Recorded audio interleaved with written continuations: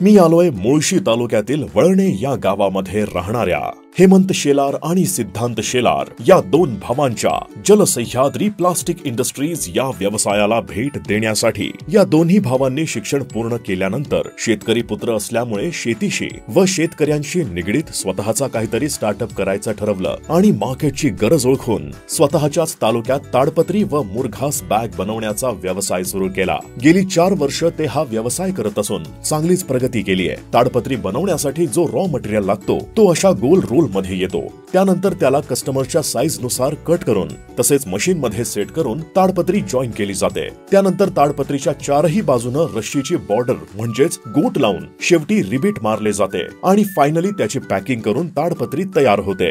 त्यांचा हा कारखाना सांभाळण्यासाठी 5 लेबर असून डेली 250 मुरघास बॅग आणि 1000 किलो ताडपत्रीचं प्रोडक्शन काढलं जातं। सर्वात महत्त्वाचं म्हणजे ताडपत्री